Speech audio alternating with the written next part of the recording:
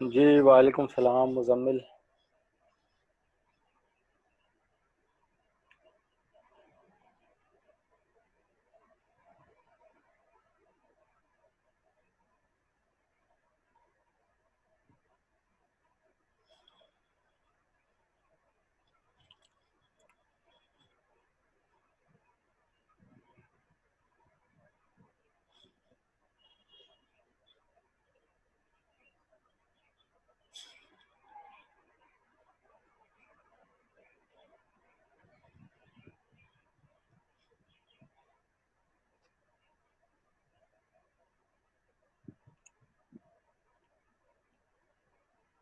वालेकुम सलाम उस्तामा रसूल।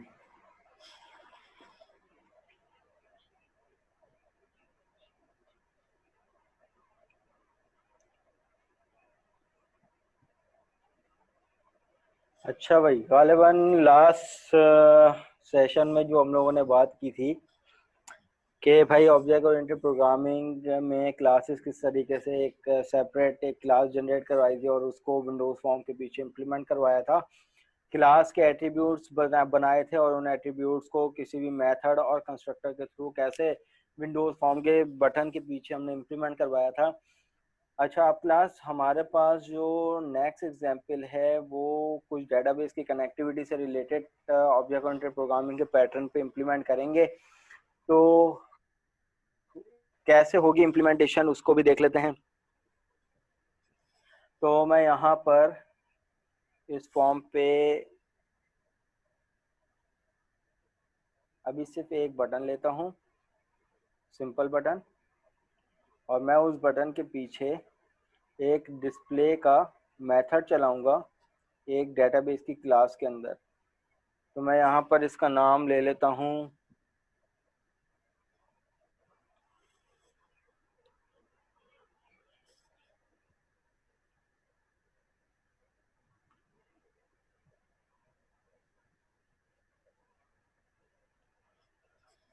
तो मैं यहाँ पर इसका बटन का नाम दे देता हूँ डिस्प्ले टेबल के नाम से। और जब टेबल मुझे डिस्प्ले करवाना है तो उसके लिए मुझे क्या करना पड़ेगा, डाटा ग्रिड व्यू चाहिए। डाटा ग्रिड व्यू मैंने यहाँ पे उठा ली। अब मैं चाहता हूँ कि इस बटन के पीछे जो डेटाबेस में मैं एक डेटाबेस भी बनाऊंगा और उसके अंदर एक टेबल बनाऊंगा, तो उस टेबल को मैं एक सेपरेट क्लास से इस बटन के पीछे कैसे इम्प्लीमेंट करवाऊँ। तो मैं यहाँ पर एसक्यूएल सर्वर ले लेता हूँ। एसक्यूएल सर्वर में अपना डेटाबेस इम्प्लीमेंट करवाऊंगा।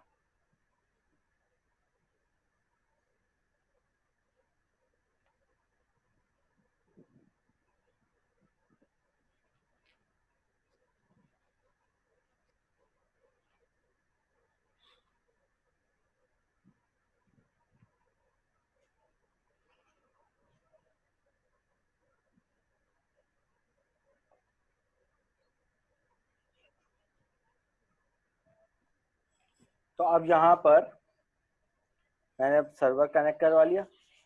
सर्वर के बाद मैंने यहाँ पर डेटाबेस में जाकर एक अदर डेटाबेस बना लिया और इस डेटाबेस का नाम भी कोई मीनिंगफुल दे देंगे। तो यहाँ पर इस डेटाबेस का नाम हम लोग दे देते हैं लैब नंबर 4 अंडरस्कोर 105015 आइडिया। ठीक है। तो यहाँ पर ये एक अदर डेटाबेस बना लिया। अब इस डेटाबेस के अंदर अगर हम लोग बात करते हैं तो एक अदर टेबल भी क्रिएट कर लेते हैं। और यहाँ पर टेबल में मैं यहाँ पर एक आईडी ले लेता हूँ एसटीडी आईडी के नाम से, जिसकी टाइप कर देता हूँ इंटीजर, और इसको कॉलम को कर दूंगा प्राइमरी ताकि हर स्टूडेंट एक दूसरे से यूनिक हो। और यहाँ पर स्टूडेंट का नाम ले लेता हूँ। देखो डेटाबेस करवाना मकसद नहीं है इस टाइम। एक डेटाबेस में तो हम लोग अपनी आसानी के लिए एक छोटा सा टेबल बना लेते हैं और इस टेबल को नाम दे देते हैं स्टूडेंट्स। ठीक है, स्टूडेंट के नाम से एक टेबल दे दिया और इस टेबल के अंदर एक स्टूडेंट टेबल क्रिएट हो जाएगा, बस और कुछ नहीं करना। अब इस टाइम अपनी याद दहानी के लिए एक सिर्फ रिकॉर्ड इंसर्ट करवा लेते हैं, क्योंकि हमें टेबल को डिस्प्ले करवाना है तो रिकॉर्ड के साथ डिस्प्ले करवाते हैं। तो यहाँ पर मैं अपना नाम दे देता हूँ। ठीक है, चलो एक और रिकॉर्ड ऐड करवा लो, आईडी नंबर 2। आईडी नंबर 1 इसलिए नहीं हो सकती क्योंकि प्राइमरी की है, हर आईडी एक दूसरे से यूनिक होगी। मैं यहाँ पर नाम दे देता हूँ असद। इसी तरीके से आईडी नंबर 3 यहाँ पे नाम दे देता हूँ सारा। आईडी नंबर 4 यहाँ पे नाम दे देते हैं अश्मील। ठीक है, तो ये मेरे पास 4 रिकॉर्ड का पे मुश्तमिल एक टेबल भी क्रिएट कर लिया। अब आ जाते हैं वापस। तो मैं सबसे पहले, अब हम लोग लैब 3 में क्या कर रहे थे भाई, इस बटन के पीछे जा रहे थे, कोडिंग कर रहे थे नहीं। अब हमने क्या करना है कि इधर एक सेपरेट क्लास बनानी है। एक क्लास बना ली और उस क्लास को नाम हमने दे दिया, इस क्लास को नाम हमने दे दिया डेटाबेस अंडरस्कोर ऑपरेशन के नाम से, डीबी ऑपरेशन के नाम से हमने इस क्लास को नाम दे दिया। तो ये एक अदद मेरे पास सेपरेट क्लास हो गई। अब इस क्लास में मुझे जो काम हम बटन के पीछे करते थे कि जैसे एसक्यूएल कमांड, एसक्यूएल कनेक्शन, तमाम चीज़ें, अब वो तमाम चीज़ें मुझे क्या करनी पड़ेंगी, इस क्लास में करनी पड़ेंगी। अब वो कैसे करनी पड़ेंगी इसको देखते हैं।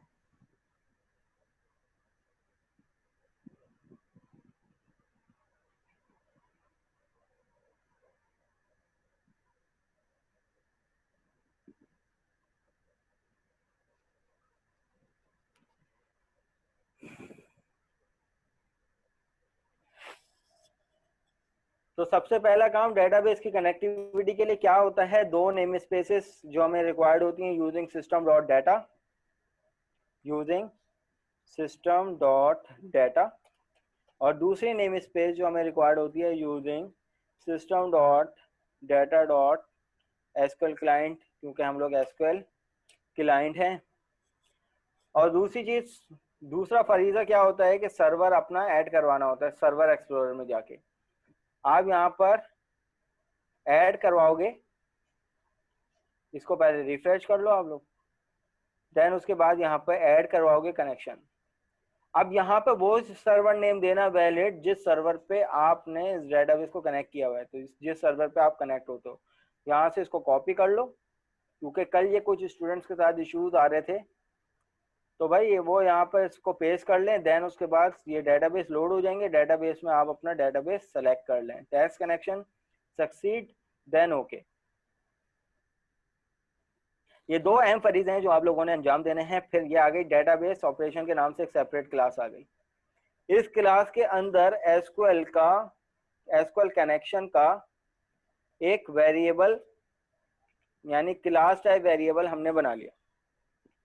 सही है, क्योंकि इस वेरिएबल को हम इसी क्लास में ग्लोबली यूज करेंगे, मेथड के अंदर भी कंस्ट्रक्टर के अंदर भी।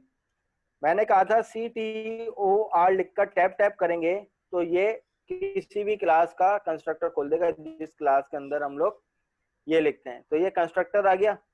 अब इस कंस्ट्रक्टर में मैंने एक पैरामीटर पास कर दिया। इस कंस्ट्रक्टर में मैं चाह रहा हूं कि जब भी क्लास का ऑब्जेक्ट बनाऊं तो ऑटोमेटिकली इसका कनेक्शन इसको मिल जाए।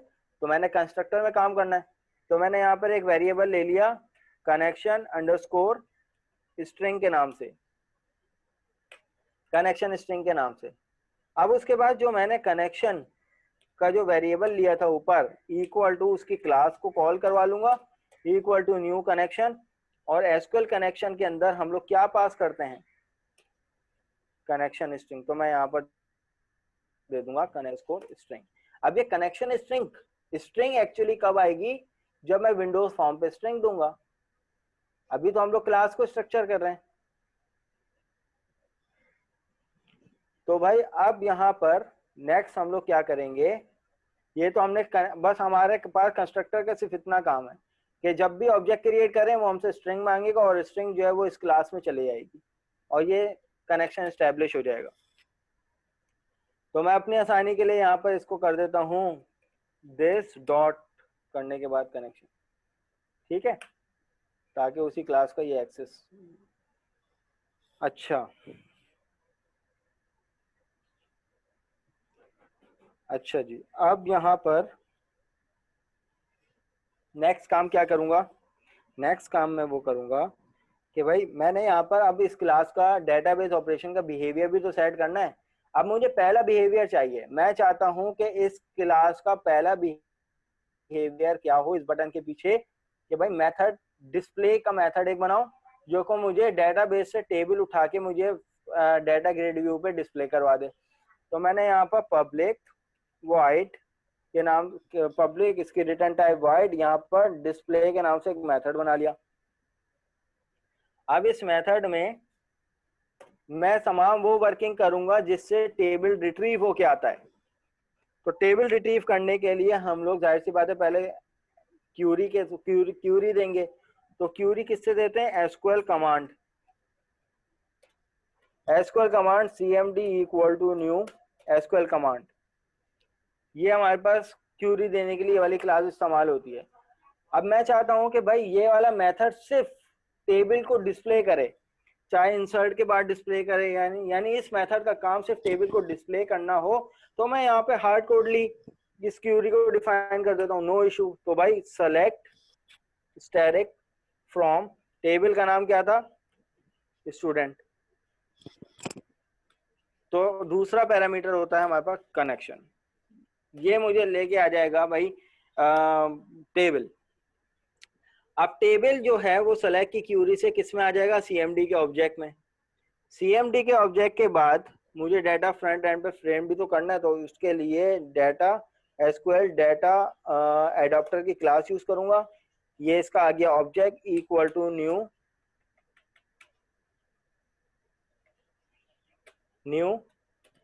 एसक्यूएल डाटा एडाप्टर और इट कंटेन जो कमांड से क्यूरी आई है, इसको मिल जाएगा टेबल, सही है। और टेबल मुझे डिस्प्ले कहाँ करना है, डाटा टेबल की क्लास में। तो मैं यहाँ पे लिखूंगा data table dt equal to new data table, सही है। अब टेबल जो है वो उठ के इसमें डाटा आता है। अब मुझे डाटा फ्रेम कहाँ करना है, स्टोर कहाँ करना है इसके अंदर, तो मैं यहाँ पर एडॉप्टर के ऑब्जेक्ट से एक मेथड यूज करूंगा फिल, और उसके पैरेंथेसिस के अंदर मैं यहाँ पर किसका ऑब्जेक्ट पास करवा दूंगा, डाटा टेबल का। अब ये वाली जो डाटा एडॉप्टर की जो कमांड लिखी है, इसको कट करने से पहले, कट करके आप पहले लिखो कनेक्शन डॉट ओपन और लिखो यहाँ पर कनेक्शन डॉट क्लोज, और उन दोनों के दरमियान आप ये वाली इंस्ट्रक्शन लिख दो। फिर उसके बाद अब यहाँ पर ये जो मेथड है मेरे पास डिस्प्ले का, मैं वॉइड मेथड नहीं बनाऊंगा, इसकी एक रिटर्न टाइप दे दूंगा डाटा टेबल, सही है, जो कि रिटर्न करके देगा मुझे डाटा टेबल। देखो हर मेथड की कोई ना कोई रिटर्न टाइप होती है, मैं यहाँ पर लिखूंगा रिटर्न, रिटर्न dt। हर मेथड की कोई ना कोई रिटर्न टाइप होती है। इस मेथड की जो रिटर्न टाइप है वो एक क्लास टाइप है। इसी तरीके से ये वेरिएबल जो है वो कनेक्शन से एक वेरिएबल बना है, लेकिन इसकी टाइप कोई इंटीजर स्ट्रिंग नहीं है, इसकी टाइप जो है वो एक क्लास है। तो इसको कहते हैं क्लास टाइप वेरिएबल और इसको कहते हैं क्लास टाइप मेथड, जिसका काम है सिर्फ डाटा को रिट्रीव करके डिस्प्ले करवाना। ये मेथड मैंने एक बना लिया। अब मुझे क्या काम करना है कि भाई इस बटन के पीछे इस मेथड को इंप्लीमेंट करवाना है, तो मैं इस बटन के पीछे चले गया। अब ये जो मेथड है ये किसका पार्ट है, डेटाबेस ऑपरेशन का। मुझे सबसे पहले क्या काम करना पड़ेगा इस बटन के पीछे, जी भाई कौन बताएगा। लिंक करेंगे ना सर इसको अपने एसक्यूएल के साथ। है लिंक तो हो गया ना। तो अब मुझे यहाँ पर इस फॉर्म पे इस क्लास को एक्सेस करना है, तो मैं इस क्लास का ऑब्जेक्ट बनाऊंगा। तो मैं यहाँ पर ले लेता हूँ db ऑपरेशन, dbop के नाम से मैंने इसका ऑब्जेक्ट बना लिया, equal to new database operation. सबसे पहले यही काम करना होता है। और अब हमसे यहाँ पे ये क्या मांग रहा है, एरर क्यों दे रहा है, क्योंकि इस क्लास की कंस्ट्रक्टर के अंदर हमने एक पैरामीटर पास किया है, कनेक्शन स्ट्रिंग। अब हमें क्या करना पड़ेगा, इधर कनेक्शन स्ट्रिंग पास करनी पड़ेगी। तो मैं यहाँ पर डबल कोटेशन में जाकर यहाँ पर अपना जो मेरे पास जो डेटाबेस था वो किस नाम से था, ये था lab4_id। तो मैं यहाँ पर इसकी प्रॉपर्टी में जाके इसकी कनेक्शन स्ट्रिंग को यहाँ से कॉपी करता हूँ, और कॉपी करने के बाद यहाँ पर पेस्ट कर देता हूँ। ये कनेक्शन स्ट्रिंग आ गई। अब ये मुझे कोई एरर नहीं देगा। जैसे ही मैंने इसका ऑब्जेक्ट बनाया तो कंस्ट्रक्टर का काम हो गया कि भाई इसको कनेक्शन स्ट्रिंग मिल गई, और कनेक्शन स्ट्रिंग जो है वो इस क्लास ने रीड कर ली। अब मुझे क्या करना है कि मेथड डिस्प्ले करवाना है। लेकिन क्लास ये सोचो, जब भी मैं इस बटन को क्लिक करूं तो डाटा यहाँ डिस्प्ले होना चाहिए ना। तो मैं इस बटन के पीछे जाऊंगा, मैंने डाटा ग्रिड व्यू लिया है, तो मैं यहाँ पे लिखूंगा डाटा ग्रिड व्यू डॉट करने के बाद इसको चाहिए होती है डाटा सोर्स। और डाटा सोर्स कहाँ से आएगी, डाटा सोर्स मुझे मिलेगी इस मेथड से, ये जो db ऑब्जेक्ट का जो मेथड है ना डिस्प्ले का। तो मैं यहाँ पे लिखूंगा dbop डॉट करने के बाद डिस्प्ले का मेथड, दैट्स इनफ। बस ये मेरा काम जो है वो डिस्प्ले का हो गया। अब आपके सामने एक अदर टेबल बनाया था, टेबल के अंदर 2 कॉलम बनाए थे, और उस टेबल के अंदर 4 रिकॉर्ड डिस्प्ले करवाए थे। तो अब यहाँ पर मैं अपनी एप्लीकेशन को बिल्ड कर लेता हूँ, to find where any error. तो यहाँ पर मुझे कोई भी एरर नहीं दे रहा, इसका मतलब सक्सेसफुली चलना चाहिए।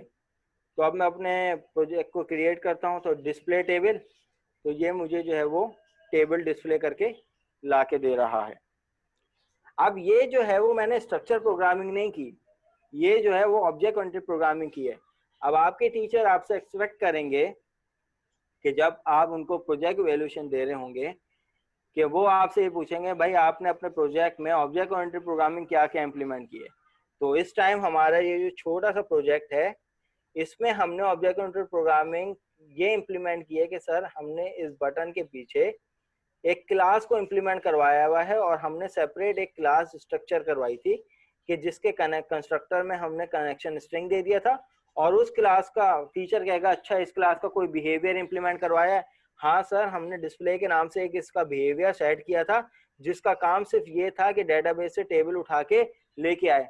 अच्छा ये बताओ भाई डिस्प्ले ये इस क्लास को कहाँ इंप्लीमेंट किया है, और इस क्लास का मेथड को किसके साथ इंप्लीमेंट करवाया है। तो आप बताओगे कि सर ये देखें हमने इस बटन के पीछे इस क्लास का ऑब्जेक्ट बनाया है, सही ऑब्जेक्ट के साथ इसके कनेक्शन स्ट्रिंग दी है, और हमने डाटा ग्रिड व्यू पे इस मेथड को इंप्लीमेंट करवाया इस बटन के पीछे। तो भाई ये प्योर ऑब्जेक्ट ओरिएंटेड प्रोग्रामिंग का कॉन्सेप्ट था। तो इसकी एक छोटी सी एग्जांपल ये थी। अब ये मुझे बताओ कि डिस्प्ले का मेथड या यहाँ तक के कोई बात ऐसी जो समझ में ना आई हो। क्लियर है सर। क्लियर है। बस ये हमारी कोडिंग जो है वो रिपीट हुई है, यूं समझ लो।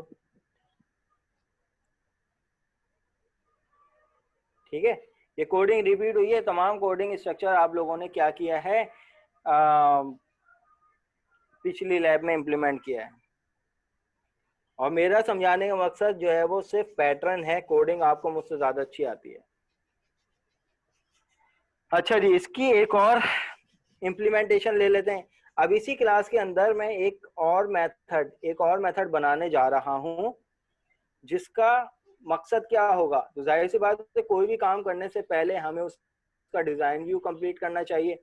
तो अभी तक के जो हमारे डिजाइन था वो ये था कि जब भी मैं इस बटन को क्लिक करूं तो जो मैंने एक टेबल बनाया है वो टेबल उठ के आ जाए। लेकिन अब मैं चाह रहा हूं इसमें एक टेक्स्ट फील्ड ऐड करूं लेबल के साथ। मैं यहाँ पर एक लेबल लगाऊं और उस लेबल का नाम लिखूं क्यूरी, और यूजर से इनपुट लूं एक क्यूरी। यूजर रन टाइम पे टेक्स्ट फील्ड में एक क्यूरी लिखे, और वो क्यूरी चाहे वो इंसर्ट की हो, अपडेट की हो या डिलीट की हो, वो इम्प्लीमेंट हो जाए इस टेबल में और ये ऑटोमेटिकली शो हो जाए। तो क्यूरी लिखने के लिए मुझे मल्टी लाइन टेक्स्ट फील्ड चाहिए, तो मैंने यहाँ पर टेक्स्ट एरिया बना लिया इसको। ठीक है, इसको थोड़ा सा और बड़ा कर लेते हैं ताकि आसानी हो जाए। अब ये मेरे पास वो एरिया है कि जब भी मैं चाहता हूँ अपनी एप्लीकेशन को रन करूँ और मैं चाहता हूँ कि मैं इस पे इंसर्ट की, अपडेट की या डिलीट की कोई सी भी क्यूरी लिखूं, और जब मैं इस बटन को क्लिक करूं तो वो पूरी न्यू वैल्यू के साथ, न्यू अपडेशन के साथ, न्यू इंसर्शन, अपडेशन या डिलीशन के साथ मुझे यहाँ पर ऑटोमेटिकली खुद ही डिस्प्ले भी हो जाए। तो अब मुझे क्या काम करना पड़ेगा? देखो, एक बिहेवियर तो मैंने सिर्फ ये बना लिया कि भाई ये मुझे सिर्फ डिस्प्ले करके दे दे। ठीक है, और यहाँ पर मैं चाह रहा हूं कि एक और बिहेवियर ऐसा सेट करूं कि जिसमें मेरे पास इंसर्शन और अपडेशन का काम हो। तो मैंने यहाँ पर एक और मेथड बना लिया, पब्लिक।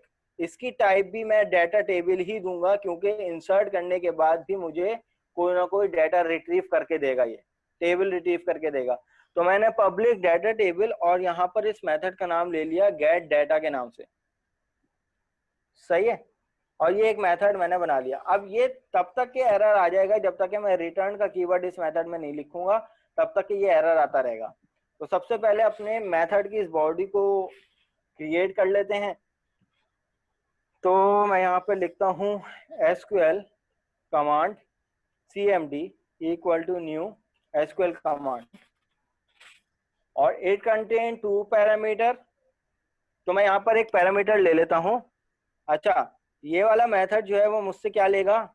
एक क्यूरी लेगा। तो मैंने यहाँ पर स्ट्रिंग क्यूरी के नाम से एक वेरिएबल बना दिया।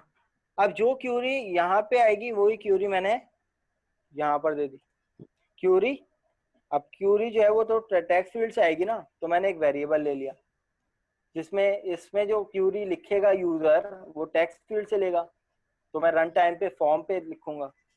तो यहाँ पे मैंने SQL कमांड के बाद SQL data adapter ADAPTR adapter equal to new SQL data adapter. इसके अंदर CMD का ऑब्जेक्ट पास कर देंगे, डाटा उठा के लेके आ जाएगा। और फिर उसके बाद डाटा को इंप्लीमेंट करना, तो यहाँ पर DT equal to new data table, और फिर यहाँ पर connection dot open, then connection dot close, और इन दोनों के अंदर मैं क्या लिखूंगा? एडाप्टर डॉट फिल, और फिल के अंदर किसका ऑब्जेक्ट पास करवा दूंगा भाई? मैं यहाँ पर DT का ऑब्जेक्ट पास करवा दूंगा। अब उसके बाद सब काम के बाद मुझे रिटर्न कर दे, क्या रिटर्न कर दे मुझे? DT। अब ये देखो मेरे पास जो है वो ये एरर भी खत्म, और ये मेरे पास छोटा सा ये जो है वो मेथड भी इंप्लीमेंट हो गया। अब देखो, अब मुझे इसी मेथड को, ये मेरे पास DB ऑपरेशन की क्लास का दूसरा बिहेवियर है। अब मुझे क्या करना है कि इस बटन के पीछे, अब मुझे आप लोग खुद बताओ कि जब भी मैं क्यूरी इंप्लीमेंट करूं और बटन को क्लिक करूं, तो मेरे पास पहले डिस्प्ले का मेथड चलना चाहिए या गेट डाटा का मेथड चलना चाहिए? सोच के बताओ।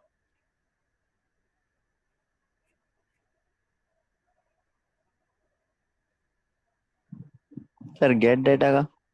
गेट डाटा का मेथड, और गेट डाटा का मेथड भी इंप्लीमेंट मुझे करवाना है डाटा ग्रिड व्यू पे। तो ये मांगेगा मुझसे डाटा सोर्स, और डाटा सोर्स के बाद DBOP के नाम से मैंने कौन सा मेथड इंप्लीमेंट करवाऊंगा? Gate data. और जैसे मैं गेट डाटा का पैरेंथेसिस खोलूंगा तो अब ये देखो मुझसे क्यूरी मांग रहा है। अब क्यूरी यूजर कहाँ से लिखेगा? क्यूरी जो है वो टेक्स्ट बॉक्स से लिखेगा, टेक्स्ट बॉक्स 1 डॉट टेक्स्ट, इससे ये क्यूरी आ जाएगी और ये इनफ।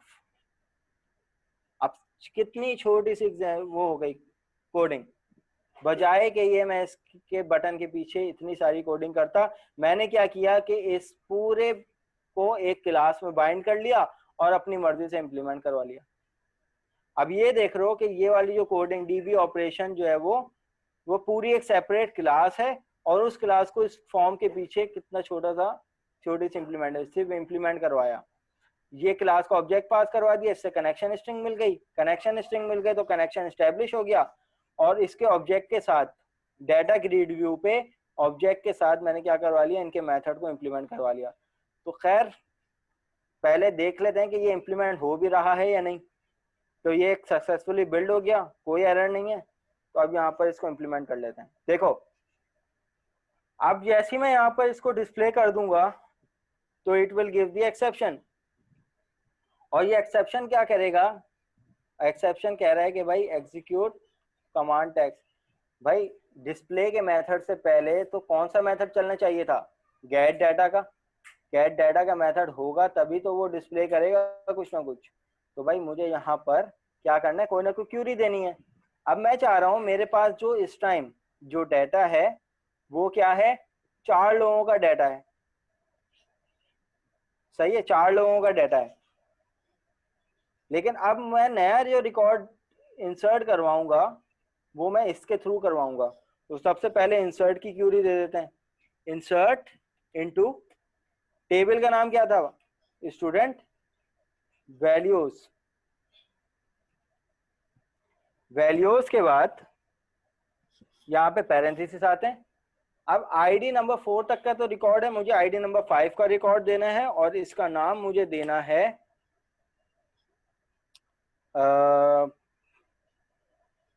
आशिर। और जैसे ही मैं इसको डिस्प्ले करूंगा तो देखो आशिर के साथ मुझे नया रिकॉर्ड मिल जाएगा। अब मैं चाह रहा हूं कि भाई आशिर किसी भी रिकॉर्ड को अपडेट करना, तो अपडेट की क्यूरी भी मुझे यहाँ पे चला के दे देगा। मैं चाह रहा हूं कि भाई आईडी नंबर 3 जो सारा का रिकॉर्ड है, सारा को सारा खान करते हैं, तो यहाँ पर मैं अपडेट की क्यूरी लिखता हूँ, अपडेट, टेबल का नाम क्या था, स्टूडेंट। फिर यहाँ पे लिखूंगा set, set name equal to Sara Khan. अगर मैं इस क्यूरी को डायरेक्ट एग्जीक्यूट कर दूं तो मुझे बता सकते हो आउटपुट क्या जनरेट होगा। अगर बस मैंने ये क्यूरी लिख दी और डायरेक्ट डिस्प्ले कर देता हूं तो प्रिडिक्ट दी आउटपुट। शाबाश, मुझे आउटपुट बताओ, आउटपुट क्या आएगा। सारे नाम चेंज कर देगा, सारे नाम चेंज कर देगा, लेकिन मुझे तो सिर्फ स्पेसिफिक सारा का रिकॉर्ड, सारा का नाम सारा खान करना है। तो मैं यहाँ पर वेयर का क्लॉज लिखूंगा। आप ये क्यूरी में पूछूंगा, मैं आप लोगों से वाइवा में पूछूंगा, क्यूरी के अंदर जो वेयर का क्लॉज होता है उसकी डेफिनेशन बता दो। तो वेयर के क्लॉज की डेफिनेशन है, where clause is used to filter out your record. ये आपके रिकॉर्ड को फिल्टर आउट करता है स्पेसिफिक करने के लिए। Where ID equal to, Sara की आईडी क्या है 3, तो मैंने यहाँ पर 3 लिख दी। और जैसे मैं इसको अपडेट करूंगा, अच्छा यहाँ पर मेरे पास, अच्छा सॉरी मैंने आईडी का कॉलम नेम गलत लिख दिया। आईडी जो थी वो मेरे पास एसटीडी आईडी के नाम से थी। चलो मैं यहाँ पर दोबारा से इंप्लीमेंट कर लेता हूँ, update student set name equal to, ये आ जाएगा मेरे पास सारा खान। देन उसके बाद where std id equal to, Sara की आईडी थी 3। अब मैं यहाँ पर इसको डिस्प्ले टेबल करता हूँ तो देखो मेरे पास आईडी नंबर 3 सारा का रिकॉर्ड क्या हो गया, सारा खान। अगर मैं यहाँ पर भी अपने एसक्यूएल सर्वर डेटाबेस में भी जाता हूँ तो यहाँ पे भी अपडेट कर चुका होगा, सारा को सारा खान कर चुका होगा। तो भाई ये तो अपडेट भी हो गया, इंसर्ट भी हो गया, अपडेट भी हो गया। क्या डिलीट भी हो रहा है या नहीं? तो मैं चाह रहा हूँ कि भाई अश्मील का रिकॉर्ड मुझे डिलीट करना है स्टूडेंट के टेबल में से। तो मुझे यहाँ पर क्यूरी लिखूंगा, डिलीट फ्रॉम स्टूडेंट, STUDENT। अगर क्लास में सिर्फ इतनी क्यूरी इंप्लीमेंट कर दूं तो कौन बताएगा प्रिडिक्ट द आउटपुट।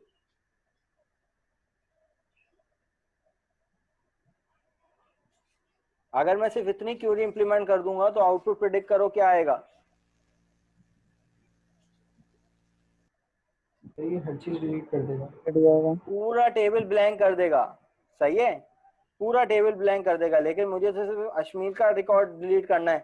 तो मैं यहाँ पे where record, where STD ID equal to अश्मील की आईडी क्या है 4।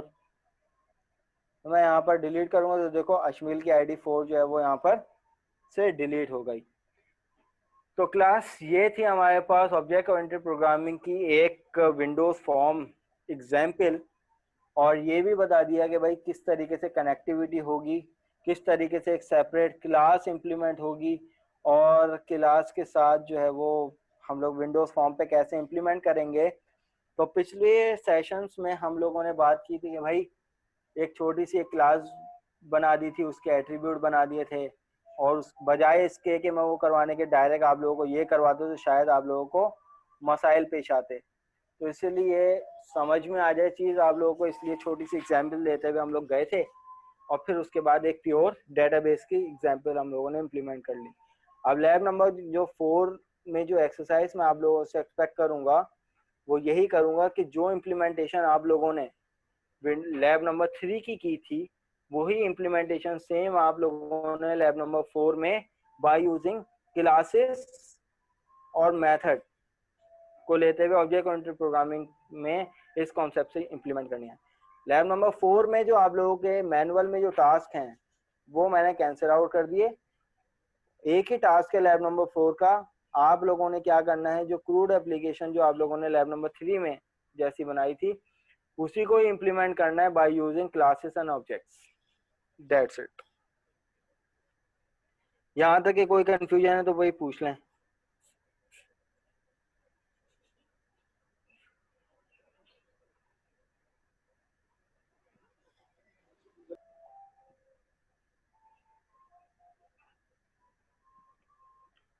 ऑल क्लियर्स, माशाल्लाह, जबरदस्त।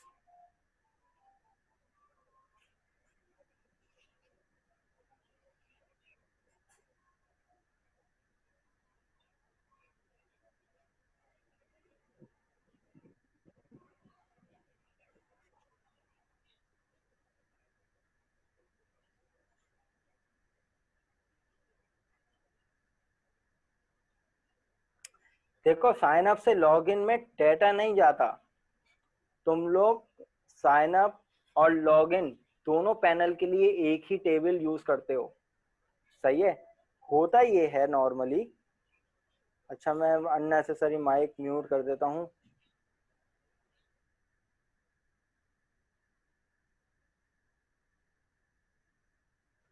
देखो नॉर्मली होता ये है कि मैं यहाँ पर अगर बात करता हूँ न्यू टेबल की, तो साइन अप वो फॉर्म होता है जिसमें हम लोग स्टूडेंट का नेसेसरी रिकॉर्ड लेते हैं। फॉर एग्जांपल आईडी आ गई इंटीजर, इसी तरीके से यहाँ पर नेम आ गया वेरिएबल कैरेक्टर, इसी तरीके से यहाँ पर फादर नेम आ गया वेरिएबल कैरेक्टर, सही है, N4 रख लो जो भी रख लो, और इसी तरीके से फोन नंबर आ गया, इसी तरीके से ईमेल आ गई। टाइप पे मत जाना, अभी सिर्फ कॉलम समझा रहा हूँ आप लोगों को, टाइप पे मत जाना आप लोग। और ये आ गया पासवर्ड आ गया, इसी तरीके से CNIC नंबर आ गया। अब ये जो कॉलम है आप लोगों के, ये रजिस्ट्रेशन के लिए किसी भी यूजर के लिए इन डेटा का देना बहुत जरूरी है।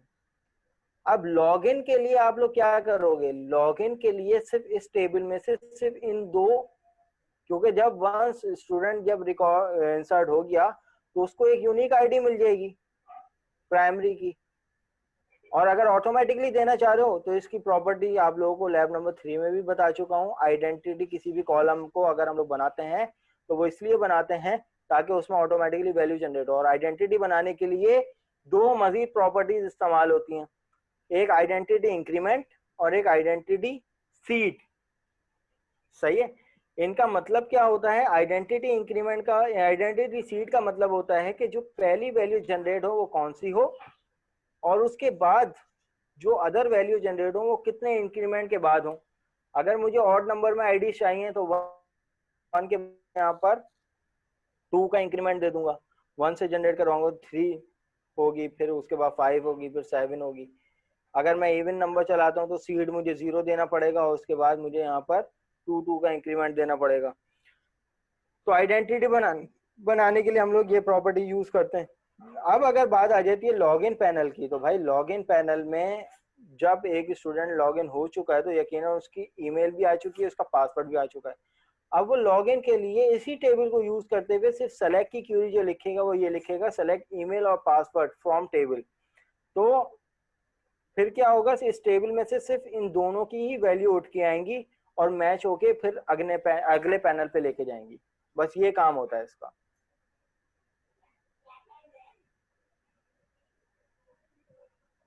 ठीक है Asad, have you got it? ठीक है। अच्छा भाई, अपनी जरा नेम और आईडी जरा यहाँ पर मेंशन कर दें सारे लोग।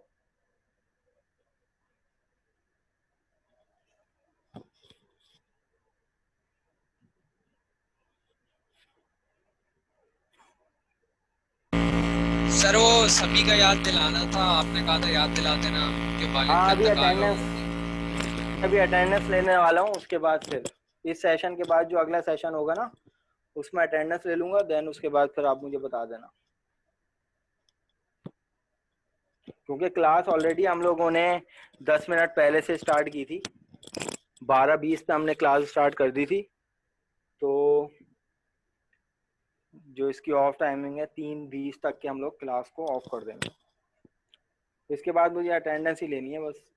तो मैं देख रहा हूँ कौन लोग जो हैं वो यहाँ पर हैं और पार्टिसिपेंट्स कौन कौन हैं, क्योंकि नॉर्मली ऐसा होता है कि स्टूडेंट लॉगिन करके अपने काम कर रहे होते हैं। सारे लड़के ही हैं सर वैसे भी। नहीं, जुनैरा लड़की हैं। ओ सॉरी। अच्छा जी, चलो सही है।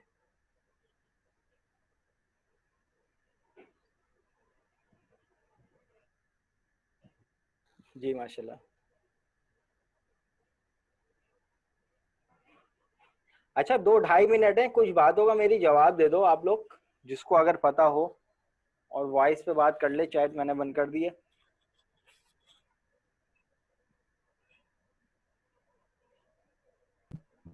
बोले सर। अच्छा अच्छा, यहाँ पर जुनैरा क्या कह रही है, वैसे सर सिर्फ एक लड़की तो नहीं हूँ क्लास में, या सिर्फ अटेंडेंस? नहीं नहीं, माशाल्लाह 2-3 लड़कियां और भी हैं आपकी क्लास में ना जुनैरा, टेंशन नॉट।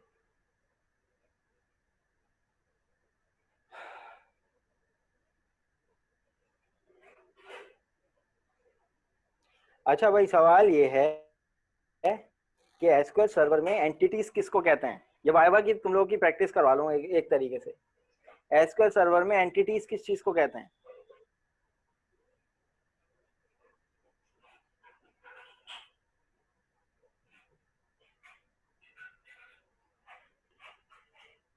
जी